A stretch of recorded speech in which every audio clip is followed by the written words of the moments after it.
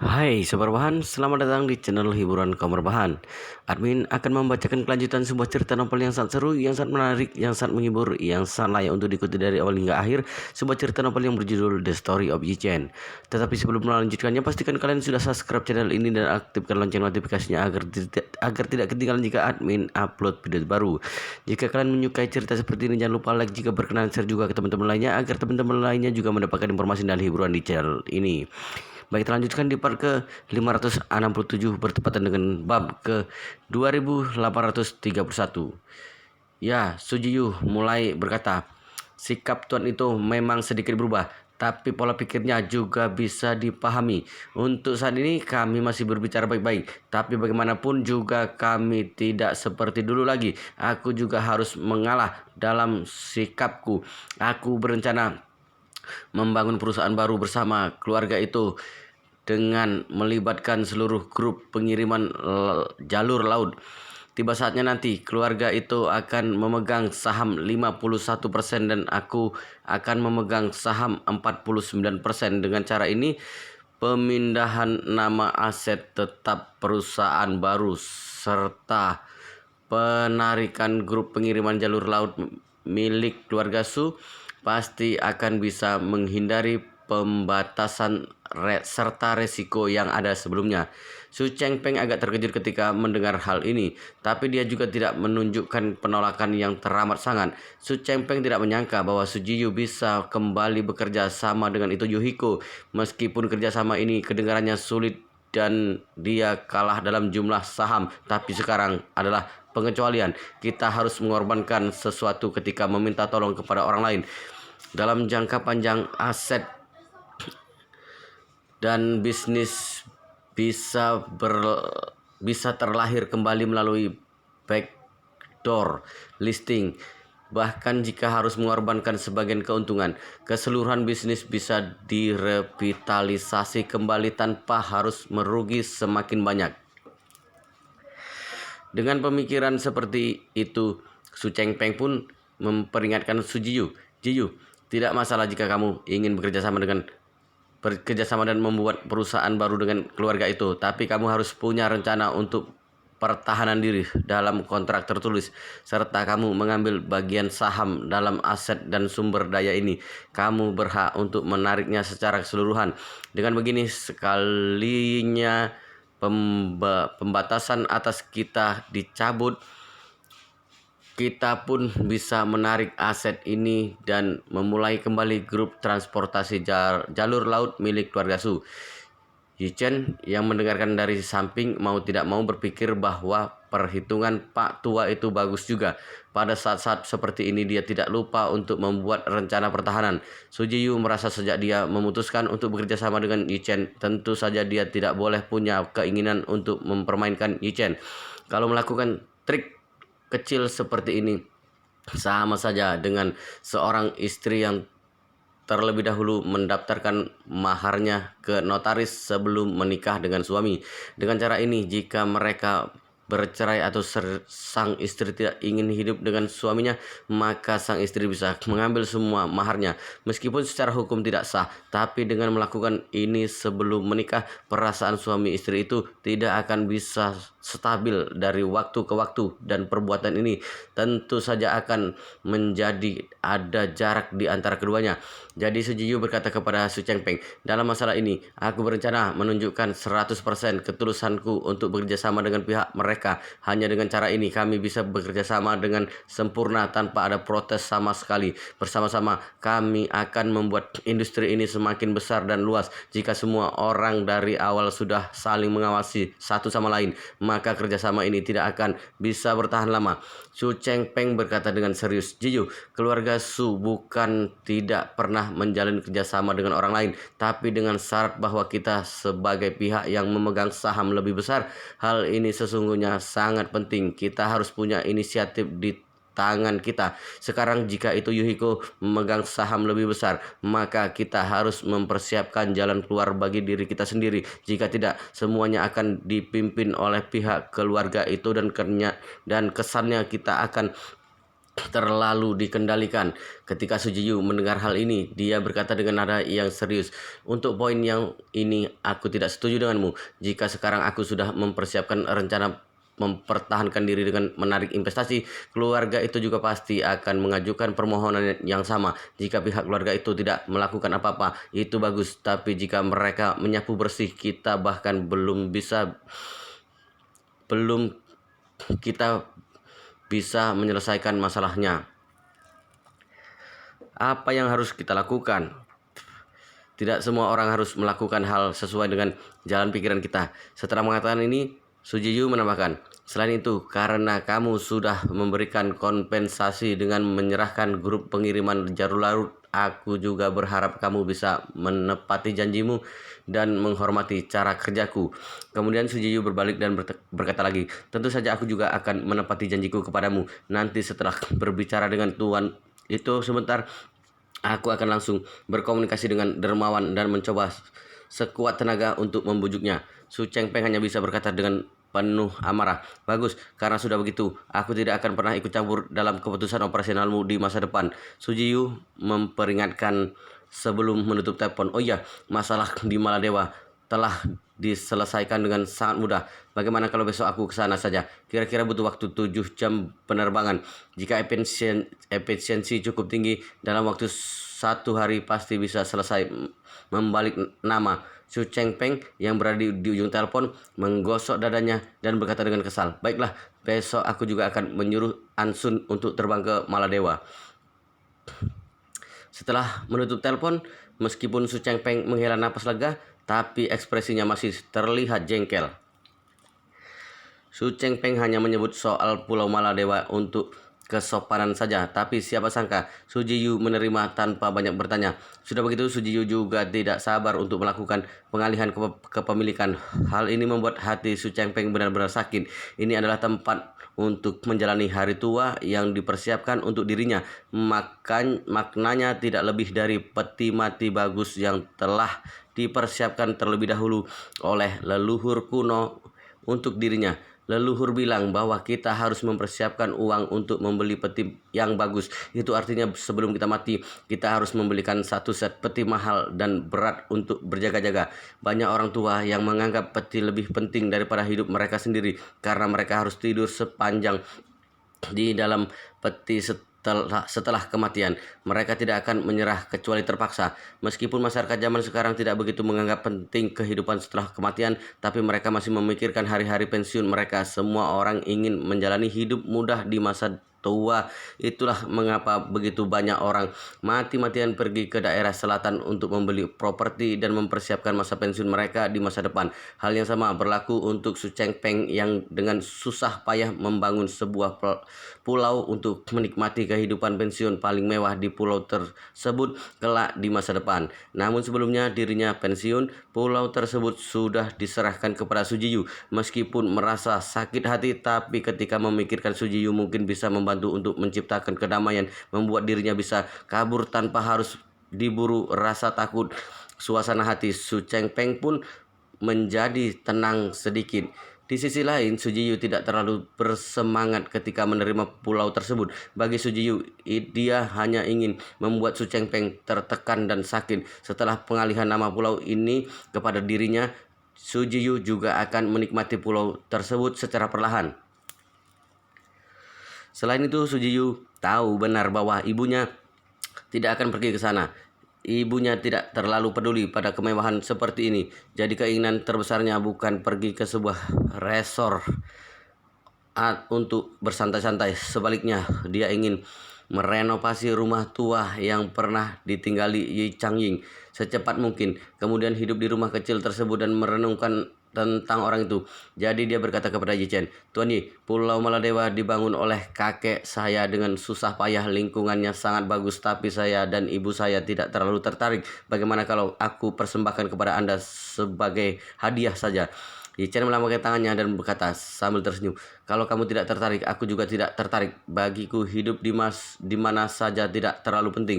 Sujiyu berkata bertentangan dengan melawan kehendak hatinya. "Kalau Anda punya waktu, Anda bisa membawa istri dan keluarga Anda bersantai di pulau. Jika tidak pulau ini akan terbengkalai." Yichen berkata sambil tersenyum, aku menerima kebaikanmu, tapi masalah pergi ke sana atau tidaknya mari bicarakan nanti saja. Sujiyu mengangguk dan berkata, kalau begitu saya akan pergi ke Maladewa besok untuk menyelesaikan peralihan nama. Kemudian saya akan menyelesaikan kerjasama dengan Anda. Yichen berkata, baiklah, ini tidak berburu. Dalam 1-2 hari ke depan, toh masih banyak pekerjaan untuk mempersiapkannya. Aku akan menyuruh orang yang bertanggung jawab atas bisnis ini untuk menghubungimu nanti. Ke depannya, kalian berdua akan berkoordinasi dan menjalani bisnis ini bersama. Baik, Sujiyu lekas berkata, saya akan mendengarkan semua rencana Anda. Setelah mengobrol dengan Sujiyu, Yichen meminta itu Emi untuk mengantarkannya keluar dari Hotel Buckingham Palace, sementara Yichen sendiri pergi ke kantornya bersama Chen Jekai. Saat ini Chen Jekai menerima telepon, kemudian dia berjalan mengikuti langkah Yichen dan berkata, Tuan Muda, kelompok manajer Nonagu sudah mengirimkan surat konfirmasi dan menyewa 85 ruangan di Hotel Buckingham Palace dengan lebih dari 150 orang. Mereka akan check-in besok. Yichen bertanya penasaran, apakah Nanan, apa dia akan datang ke Jinling? Ya, Chen Jekai berkata, konser Nonagu akan diadakan 3 hari lagi. Timnya akan datang memeriksa arena besok, latihan besok lusa, dan mulai menyanyi besok lusa lagi. Yichen mengangguk dan berkata sambil tersenyum, padahal dia menantikan hal ini dengan baik, dengan tidak sabar. Pada akhirnya yang diharapkan tiba juga, tapi kenapa gadis itu tidak memberi kabar padaku? Chen Jekai tersenyum sambil berkata, mungkin dia ingin memberi Anda sebuah kejutan. Yichen melambaikan tangannya, jika dia benar-benar ingin memberiku kejutan, dia tidak akan memesan hotel di Hotel Buckingham Palace. Sambil berkata, Yichen mengeluarkan ponselnya dan berkata, aku akan menelponnya. Chen Jekai tahu situasi dan langsung keluar dari kantor. Yichen juga sudah terhubung dengan Gyukuyi. Gyukuyi terhubung dengan telepon dan bertanya dengan sangat senang, Kakak Yichen, kenapa kamu menelponku pada saat seperti ini? Yichen berkata sambil tersenyum, apakah ada masalah kalau aku menelponmu pada saat seperti ini? Yukuyi berkata sambil tersenyum, tentu saja tidak masalah. Aku hanya terkejut menerima teleponmu. Kamu biasanya tidak pernah menelponku duluan. Yichen buru-buru berkata, aku dengar dari Tuan Chen, timmu akan datang besok. Bagaimana denganmu? Apa juga datang besok? Yukuyi menjelaskan, besok aku belum ke sana. Timku datang terlebih dahulu untuk memeriksa arena dan perangkat-perangkatnya, termasuk pencahayaan, suara, dan posisi dari para penari. Kemudian ada juga properti panggung dan lain sebagainya. Latihan dimulai siang lusa, jadi aku terbang ke Jinling lusa pagi-pagi sekali. Yichen berkata, aku kira kamu akan datang besok. Gyukuyi dengan merasa bersalah berkata, maaf kakak Yichen, aku tidak bisa datang besok. Di Yanjing sini ada sebuah pertunjukan bakat terkenal yang harus syuting babak final. Aku sudah lama diundang untuk menjadi tamu spesial dan juri untuk final, jadi aku harus pergi syuting besok. Tolong kakak, tunggu aku 1 hari lagi.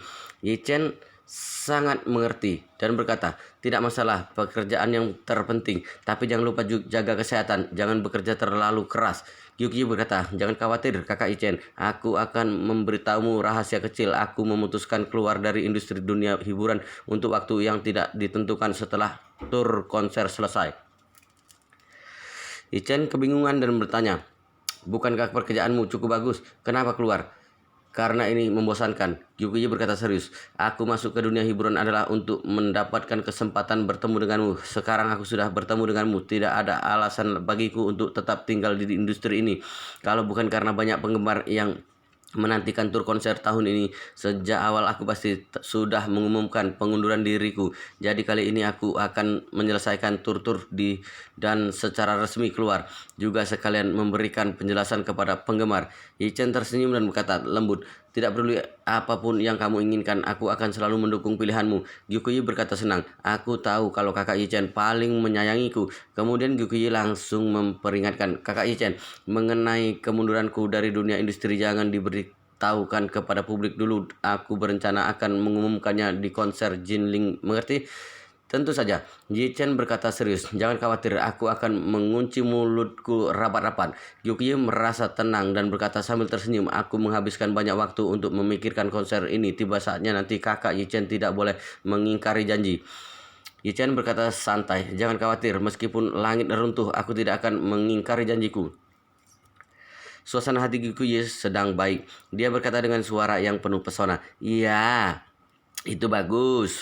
Aku berharap kamu juga memiliki sikap tak seteguh ini dalam hal pertunangan kita.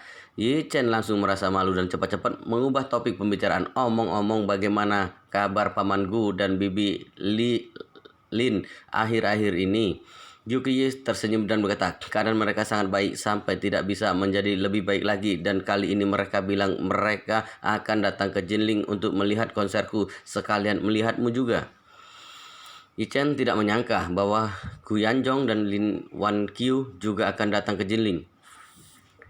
Setelah mendengar perkataan itu, Yichen buru-buru bertanya, bagaimana jadwal perjalanan Paman Gu dan Bibi Lin? Apakah aku perlu mengatur akomodasi untuk berjaga-jaga? Yuki berkata sambil tersenyum, orang tuaku mungkin hanya bisa datang pada hari konser saja. Selain itu mereka juga banyak urusan di Yanjing sini. Hari itu mereka akan datang melihat konser dan malamnya langsung pulang menggunakan pesawat.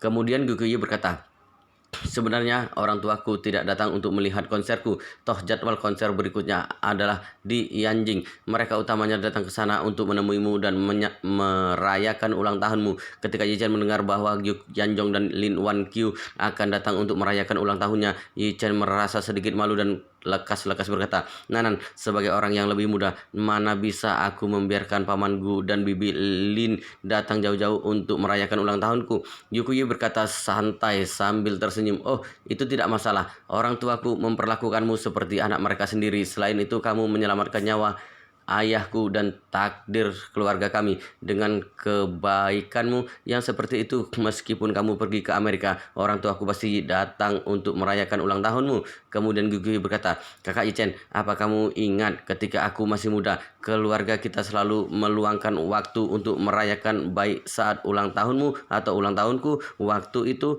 karena semua keluarga besar makan malam di rumah, jadi pada saat siang kita dua keluarga dengan 6 orang akan pergi keluar untuk mencari tempat makan. Yichen berkata dengan santai, tentu saja ingat, setiap kali aku merayakan ulang tahunku, kamu selalu menyanyikan lagu ulang tahun di sekitarku. Ketika tiba saatnya ulang tahunmu, ibuku menyuruhku menyanyikan lagu ulang tahun untukmu, tapi aku selalu merasa malu. Benar, Yuki tersenyum dan berkata, kamu sangat introvert. Pada saat itu, kamu tidak banyak bicara dan bermain denganku. Setiap kali selalu aku yang berinisiatif menempel padamu. Yichen menghela napas di dalam hatinya. Itu bukan karena dia introvert, tapi karena dia malu dan merasa canggung. Bayangkan saja anak kecil yang usianya baru beberapa tahun sudah diberitahu bahwa dia akan menikahi anak perempuan yang menyebalkan. Bagaimana mungkin dia bisa merasa nyaman? Namun Yichen tidak mengatakan hal itu. Dia tersenyum sambil berkata, mungkin aku pemalu saat masih kecil.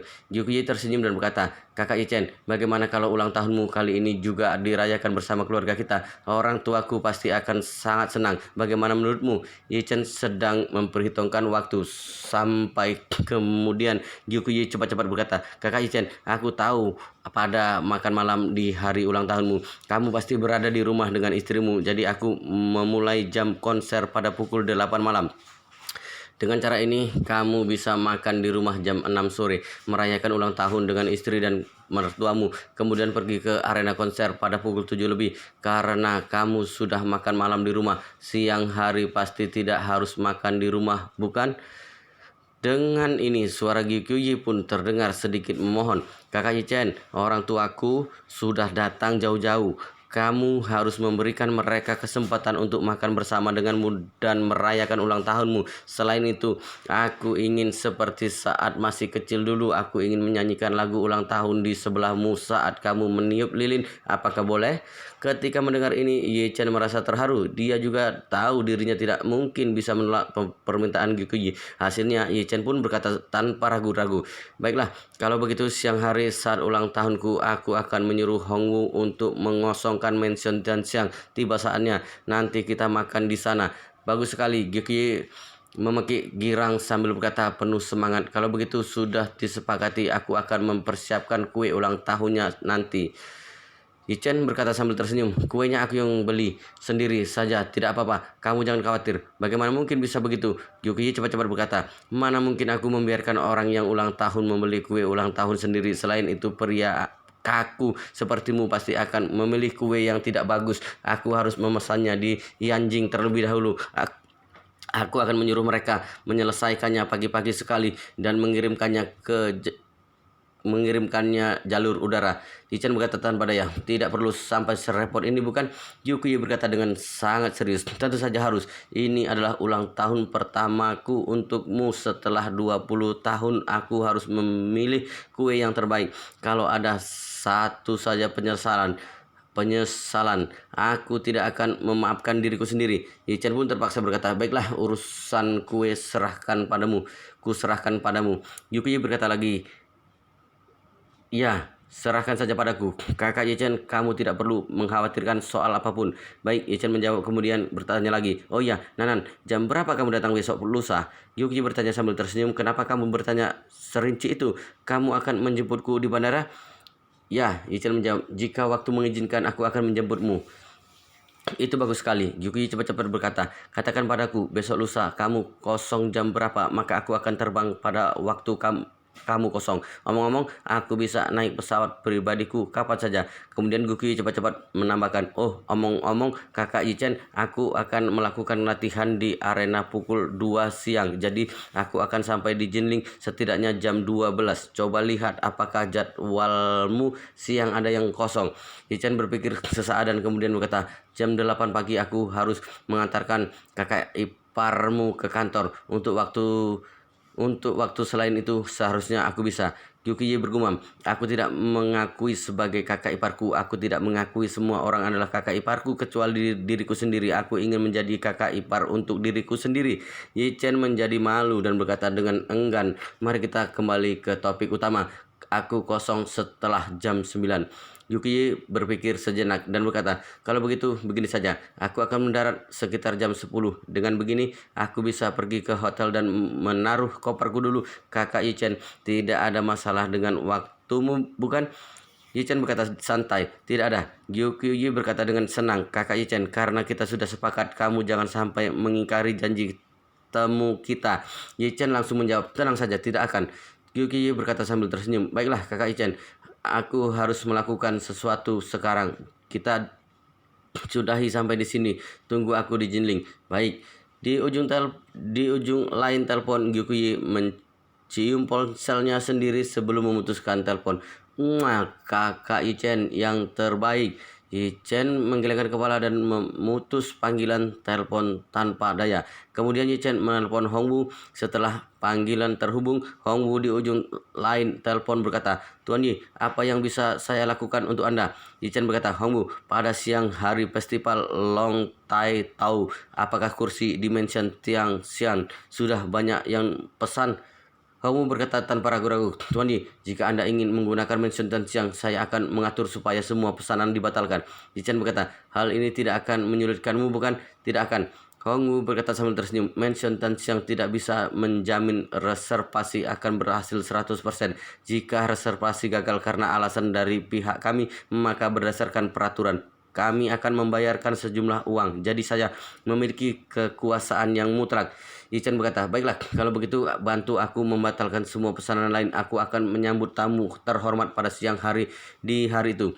Hongwu berkata tanpa ragu, baik Tuan Yi, saya akan mengaturnya sekarang. Yichen berkata lagi, mengenai uang ganti rugi untuk tamu yang sudah memesan kursi, tanyakan pada bagian keuangan kalian untuk menghitung totalnya, kemudian beritahukan kepadaku dan aku akan membayar uangnya. Hongwu langsung berkata, Tuan Yi, apa yang Anda lakukan ini? Anda telah memberikan sebuah kehidupan kepada saya. Kenapa Anda harus repot-repot untuk masalah kecil ini? Jika harus memakai uang Anda, mau taruh di mana wajah saya? Yichen tersenyum, baiklah, aku tidak sungkan padamu, kamu bisa mengaturnya. Kamu tersenyum, kalau begitu Tuan Yi, saya akan melaksanakannya, Anda tenang saja.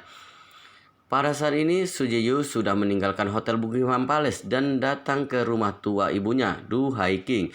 Duhai King sudah menghubungi perusahaan dekorasi setempat dan berencana untuk merenovasi rumah tua itu. Dia juga berharap bisa segera pindah ke sana beberapa hari setelah renovasi. Itu sebabnya Duhai King sangat memperhatikan proses renovasi ini. Ketika Sujiyu datang ke bagian depan rumah, Duhai King sedang berada di taman dan dengan bahagia memberitahu desainer tentang rencana renovasi yang dia inginkan. Sujiyu merasa sangat lega melihat wajah senang ibunya lewat pintu pagar. Dia tahu bahwa sekarang ibunya benar-benar ingin hidup untuk dirinya lebih dari sang ibu. Sujiyu merasa mulai sekarang dia juga harus hidup demi dirinya sendiri, tidak lagi menerima kekangan dari keluarga Su dan hidup seperti yang dia inginkan. Duhai King sedang menjelaskan kepada desainer mengenai desain yang dia inginkan. Tiba-tiba dia menangkap sekilas figur anak perempuannya sedang berdiri di pagar halaman. Duhai King sangat terkejut dan melambai kepada Sujiyu dan berkata, "Ciyu, cepat ke sini." Sujiyu tersenyum, mendorong pintu, dan bertanya kepada Duhai King, "Ibu, apakah ibu sudah menentukan akan mendekornya bagaimana?" Duhai King mengangguk. Dia menunjuk ke arah seorang desainer perempuan muda yang berdiri di dekatnya dan berkata senang, "Aku dan Xiao Wang sudah banyak mendiskusikannya. Konsep renovasinya terutama menonjolkan kesan nostalgia. Aku ingin ada sedikit kesan vintage."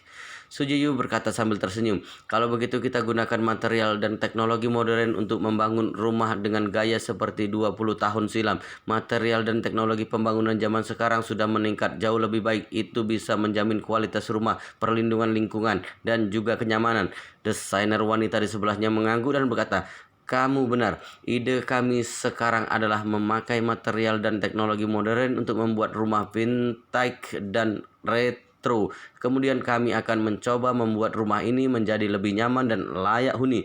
Setelah berbicara, desainer wanita itu berkata lagi, "Omong-omong, Bibidu, mengenai rancangan desainer spesifik milik Anda, kami harus menunggu bos kami untuk membuat satu set gambar desain yang mendetail, terutama untuk beberapa bagian fungsional. Kami harus membiarkan bos kami yang melakukan pekerjaannya menyembunyikan barang-barang modern. Jika Anda menginginkan gaya retro, maka kita sebisa mungkin harus menyembunyikan pemanas ruangan, pendingin ruangan langit-langit, sistem ventilasi, dan kabel-kabel internet. Jika tidak, maka akan terlihat aneh." Duhai King berkata sambil tersenyum, "Ngomong-ngomong, Xiao Wang, bos kalian waktu itu memberitahuku garis besarnya saja. Dia bilang struktur kayu yang sekarang bisa diganti dengan struktur besi. Kemudian lakukan pengecatan semprot pada besi sehingga terlihat sama dengan kayu. Bagian tengah struktur besi itu juga bisa digunakan untuk jalan keluar pipa udara. Kemudian buat warna pipa udara itu sama persis dengan struktur di dalam rumah." Mengenai sistem ventilasi, gunakan sistem ventilasi bawah tanah. Lubang tempat angin lewat bisa disembunyikan di dalam garis pinggiran lantai. Aku merasa rencana ini cukup meyakinkan. Tolong beritahu bos kalian supaya membantuku memperinci rencananya lagi. Paling bagus jika dia bisa memberikan sebuah sketsa." Desainer wanita itu berkata tanpa ragu, "Baiklah, Bibidu, aku akan memberitahu bos ketika kembali nanti. Tiba saatnya nanti kami akan berusaha sekuat tenaga untuk menyembunyikan perangkat-perangkat tadi." Kemudian bertanya lagi, "Omong-omong Bibidu, apakah Anda benar-benar tidak berencana memberi paving di halaman? Tanah berlumpur seperti ini akan sulit diurus ketika hujan." Duhai King melambaikan tangannya. "Selain jalan masuk dan jalan keluar, aku tidak ingin ada yang diberi paving. Ketika musim semi tiba, aku akan menebar bibit rumput. Ketika rumputnya tumbuh, pasti akan terlihat sangat cantik." Kemudian juga membuka mulut lagi dan bertanya, "Oh ya, Xiao Wang, apa kamu orang asli Jinling?" Wanita itu mengangguk dan berkata, "Iya, Bibidu, rumahku hanya beberapa kilometer dari sini." Duhai King menunjuk ke arah tanaman ivy yang sudah layu di dinding rumah dan di dinding pagar. Kemudian bertanya, "Apa menurutmu tanaman ivy ini bisa tumbuh di musim semi? Rumah ini sudah terbengkalai lama sekali. Aku tidak tahu apakah tanaman ivy ini masih hidup atau sudah mati." Desainer wanita itu berkata sambil tersenyum, "Bibidu, tanaman ipi sangat subur di Jiangnan. Di musim dingin memang terlihat seperti tanaman yang mati, tapi tunas baru akan tumbuh di musim semi dan ketika musim panas. Tanaman itu akan merambati seluruh dinding rumah bata merah. Seperti ini sangat cocok dengan tanaman rambat hijau, sangat cantik." Setelah berhenti sejenak, si desainer wanita berkata, "Selain itu, jika ada tanaman rambat seperti ini, efek perlindungan panas dan mataharinya akan sangat bagus ketika musim panas nanti. Temperatur di rumah bisa turun beberapa derajat." Saat ini, Du Haiking seperti sudah melihat tampilan tanaman rambat yang tumbuh lebat di dinding. Dengan penuh semangat dia berkata, "Kalau begitu bagus sekali. Tiba saatnya nanti rumput di halaman juga akan menjadi area hijau yang luas. Dipadukan dengan dinding bata merah, batu kebiruan dan tanaman ipi yang di dinding. Dibayangkan saja sudah pasti sangat cantik." Desainer wanita itu mengangguk dan berkata, "Jalan batuan di tanahmu akan ditumbuhi lumut setelah hujan di musim panas. Dengan demikian akan semakin cantik, tapi kamu harus memperhatikan jalan dan hati-hati jangan sampai terpeleset." Setelah berkata demikian, desainer wanita itu melihat waktu dan berkata lagi, "Bibidu, aku sudah memahami semua kebutuhan Anda di sini. Bagaimana kalau aku kembali dan mengkomunikasikannya dengan bos kami, kemudian memberikan sketsa desain secepat mungkin supaya Anda bisa segera menempatinya di musim panas." "Tidak masalah." Dua King tersenyum dan berkata, "Aku sudah merepotkanmu, Sewang. Jika ada perkembangan, kamu bisa menelponku kapan saja." "Baiklah." Desainer wanita itu mengangguk dan berkata, "Kalau begitu aku pergi dulu, Bibidu. Aku akan mengantarmu." Dua King mengantarkan desainer wanita itu ke pintu dan kemudian berbalik. Melihat Sujiyu yang memandang kebun itu dengan pandangan penuh harap, Dua King mau tidak mau bertanya, "Jiju, apa yang sedang kamu lihat?" Sujiyu tidak bisa menyembunyikan tanpa penuh harapan dan berkata, "Ibu, nanti sisakan satu kamar untukku. Aku juga ingin hidup di sini bersama ibu." Dua King berkata sambil tersenyum, "Bisa saja aku menyisakan satu kamar untukmu, tapi kamu jangan lupa, sekolah bisnis Harvard akan dimulai pada bulan Agustus. Sebelumnya, bukankah kamu berencana untuk pergi pada bulan Mei?" Ekspresi Sujiyu tiba-tiba terlihat sedikit ragu-ragu. Sujiyu ragu-ragu dan merasa sulit untuk sesaat. Kemudian dia mengumpulkan keberanian dan berkata dengan serius, "Ibu, aku sudah memikirkannya baik-baik. Aku tidak berencana pergi ke Harpan." Du Haiking seperti tidak terkejut dengan keputusannya. Wanita itu bertanya pelan, "Kamu sudah memikirkannya dengan baik?" "Sudah kupikirkan dengan serius." Sujiyu mengangguk dan berkata tegas, "Hari ini aku pergi menemui dermawan dan aku telah memutuskan bekerja sama dengannya untuk menjalankan bisnis pengiriman jalur laut. Tiba saatnya nanti aku akan menyatukan seluruh grup pengiriman jalur laut. Sahamku 49%. Aku menjadi pemegang saham nomor 2. Du Haiking mengangguk pelan berkata, "Karakter Yi Chen, kemampuannya bisa dipercaya. Kamu bisa memberikan seluruh sumber daya yang ada di tanganmu supaya dijalankan olehnya. Kamu sendiri harus menyelesaikan sekolahmu baik-baik." Sujiyu menggelengkan kepala dan berkata, "Dermawan baru saja mulai berkecimpung dalam bidang ini. Saat ini masih kekurangan orang. Jika aku pergi ke sekolah sekarang, maka aku tidak bisa membantunya, bukan? Jadi aku ingin tetap tinggal. Pada saatnya nanti aku akan bekerja sama dengan orang yang bertanggung jawab dari pihaknya dan menjalankan bisnis ini dengan baik." Du Haiking melihat putrinya sengaja tersenyum dan berkata, "Setelah berkata panjang lebar begini, sebenarnya kamu ingin tetap tinggal karena Yi Chen, bukan?" Sujiyu tidak menyangka bahwa ketika dirinya sudah berusaha menutup-nutupi sebanyak mungkin, menjelaskan sepanjang mungkin, tapi ibunya tetap berhasil memahaminya. Jadi Sujiyu tidak lagi menyembunyikannya dan mengangguk pelan. Du Haiking menghela nafas, menyentuh tangannya dan berkata serius, "Ibu sudah merasakan penyesalan dan ketidakrelaan. Jadi tidak peduli apakah hasilnya baik atau buruk, selama kamu yakin, maka lakukan saja. Apapun yang terjadi, ibu akan selalu mendukungmu." Mendengar ucapan ibunya, suasana hati Su Jiyu langsung menjadi bagus. Dia menarik lengan ibunya dan berkata dengan semangat, "Ibu, dermawan menelpon kakek di depanku hari ini." Di telepon dia berkata akan pergi menemui kakek untuk membuat perhitungan. Hal itu membuat kakek ketakutan bukan main. Benarkah? Du King tidak tahan untuk tidak bertanya. Yi Chen benar-benar bersiap akan membuat perhitungan dengan kakekmu?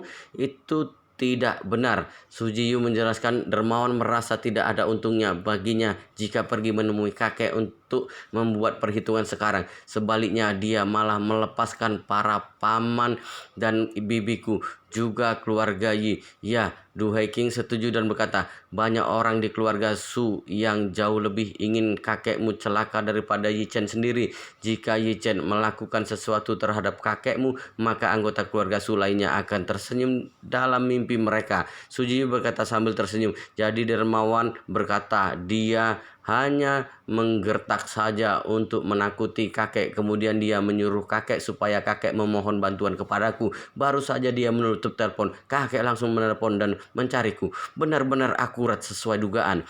Du King mengangguk dan berkata sambil tersenyum lembut, sebenarnya ini bukan akurat sesuai dugaan. Yi Chen lah yang memblokir semua jalan lain dan meninggalkan kamu sebagai satu-satunya jalan keluar untuknya.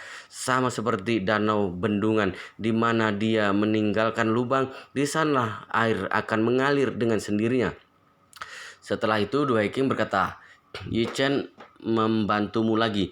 Kakekmu telah diancam olehnya. Aku khawatir dia hanya bisa memohon padamu untuk menyelamatkan nyawanya. Kedepannya dia tidak akan berani melakukan hal buruk kepadamu. Ya, Su Jiyu tersenyum dan berkata, terlebih lagi demi membujukku, dia juga berinisiatif memberiku Pulau Maladewa, pulau yang dia persiapkan untuk masa pensiunnya itu. Wah, Du King berkata dengan terkejut. Kalau begitu, itu benar-benar niat baik yang tulus darinya. Kamu benar-benar tidak menginginkannya? Su Jiyu berkata serius, dia memberikannya kepadaku. Tentu saja aku menginginkannya. Aku bahkan memberitahunya bahwa besok aku akan terbang ke Maladewa, kemudian membalik nama properti itu menjadi atas namaku bersama dengan Su Ansun. Du King tidak tahan untuk tidak menghela nafas.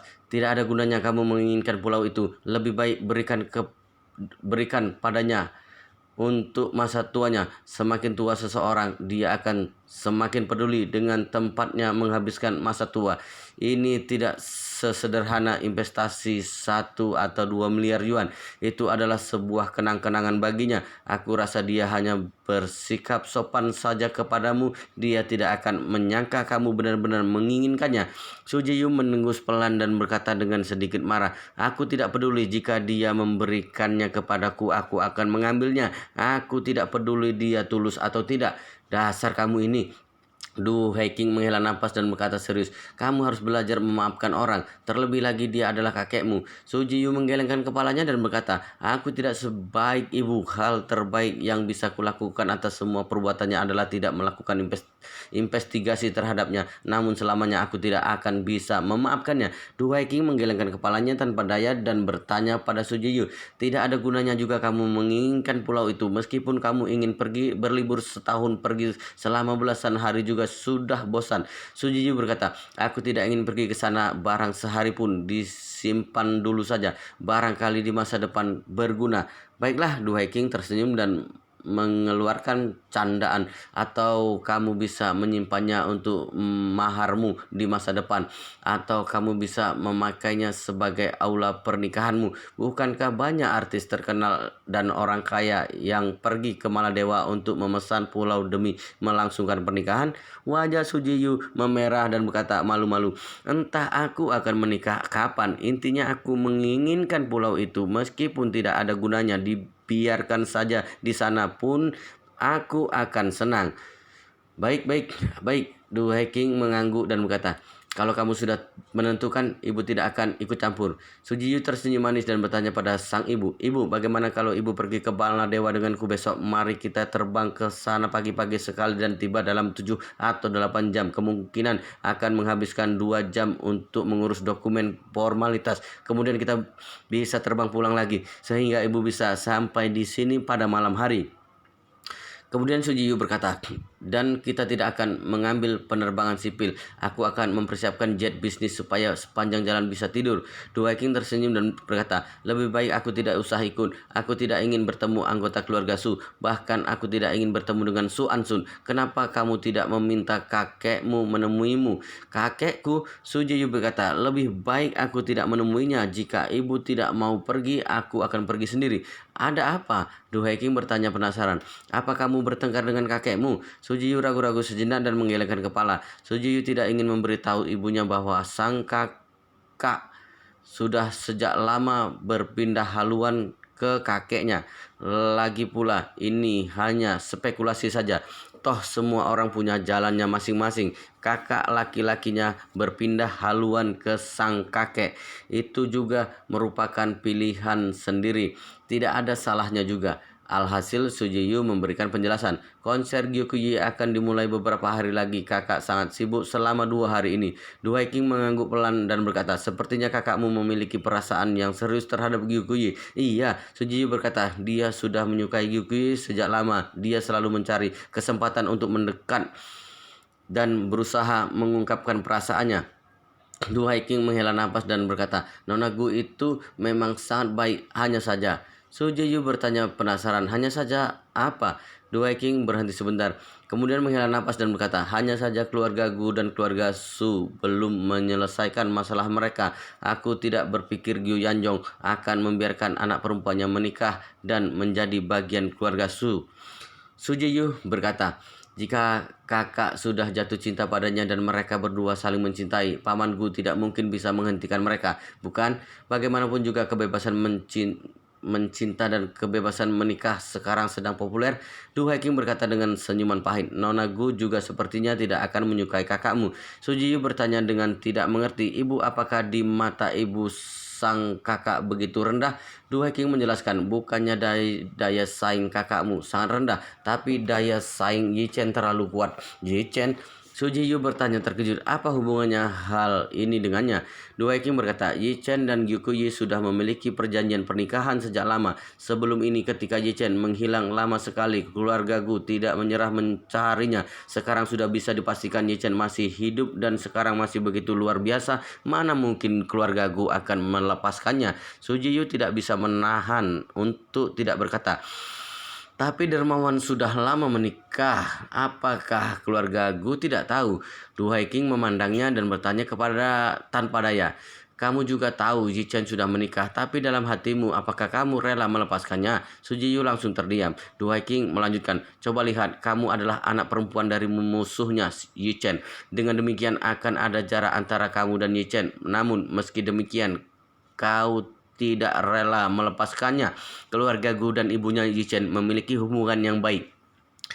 Dengan adanya perjanjian pernikahan antara anak perempuan mereka dengan Yi Chen, itu artinya mereka memiliki hubungan yang sangat dekat. Dia tidak akan melepaskan Yi Chen. Su Jiyu terdiam selama sesaat dan langsung berteriak, aku mengerti. Aku akhirnya mengerti. Du Haiking bertanya penasaran, kamu mengerti apa? Su Jiyu seperti menyadari sesuatu secara tiba-tiba. Aku akhirnya mengerti kenapa bintang besar seperti Gyukuyi memulai konser pertamanya tahun ini di Jinling, yang merupakan kota tingkat kedua. Kakak dan aku awalnya sangat terkejut karena pada umumnya bintang besar sepertinya akan memulai konser di kota-kota tingkat pertama baru kemudian ke kota tingkat kedua. Ditambah lagi, dia adalah orang Yanjing. Pilihan yang terbaik adalah mengadakan konser pertamanya langsung di gimnasium terbesar yang ada di dekat rumahnya. Tidak masuk akal rasanya dia memilih kota yang jauh padahal yang dekat sudah ada. Mengejar yang kecil dan melepaskan yang besar. Berkendara ribuan kilometer ke Jinling untuk konser pertama. Alasan mengapa dia memilih datang ke Jinling itu pasti karena Yi Chen. Wow, luar biasa sekali guys, ceritanya sangat seru, sangat menarik, sangat menghibur, sangat membuat kita penasaran jika tidak mau tahu cerita kelanjutannya. Tetapi sepertinya di bab ini sampai di sini dulu, dan kita akan lanjutkan di bab berikutnya di video selanjutnya. Pastikan kalian sudah subscribe channel ini dan aktifkan lonceng notifikasinya agar tidak ketinggalan jika admin upload video terbaru. Jika kalian menyukai cerita seperti ini, jangan lupa like, jika berkenan share juga ke teman-teman lainnya agar teman-teman lainnya juga mendapatkan informasi dan hiburan di channel ini. Baik, kita lanjutkan di bab berikutnya di video selanjutnya.